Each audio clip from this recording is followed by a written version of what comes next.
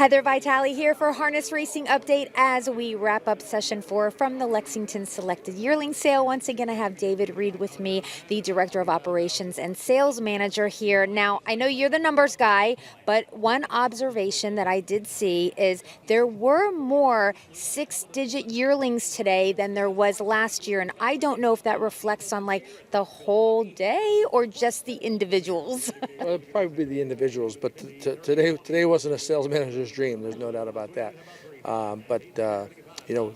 We're consistent. When it's good, we take the credit. when it backs off a little bit, just try to go back and try to analyze why it was, right? So, we were off pretty significantly today by 20%, I think, in gross, 10% in median, a little bit more than average, but I just think that it's probably that the inflection point of the numbers, the buyers.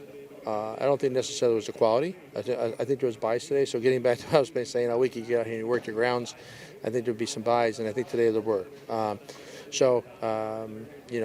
It's we're definitely off a little bit, but there's not much we're going to do.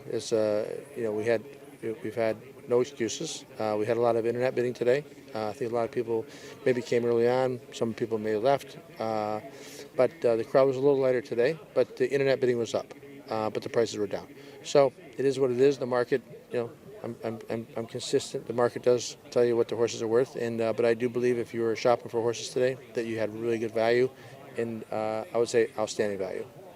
Yeah, I mean, although it's not a sales manager's dream or even a consignor's dream, it's a buyer's dream, and that's okay. 100%, and I'm a big believer in that, and luckily they got their wishes today. So here again, wrapped up day 4, and it's been a good week so far. It's just a little bumpy today, and tomorrow night we'll come back in. We'll have good energy here tomorrow night, and have the regional sires. So I'm looking forward to tomorrow night. And listen, it's reality, and it's not bad to have a checkmate once in a while and reset and analyze and see what we got. We got done at a good pace. We're done at a little after 6 tonight. So we'll just regroup and we'll go from there. Before I let you go, I'm glad you mentioned the internet bidding. You got to check out LexingtonSelected.com. That website is so good. Any little piece of information is on there. It's incredible. If you really want statistics and the information, the buyers, it's everywhere. And then HRU does an obviously great job covering the sales as well.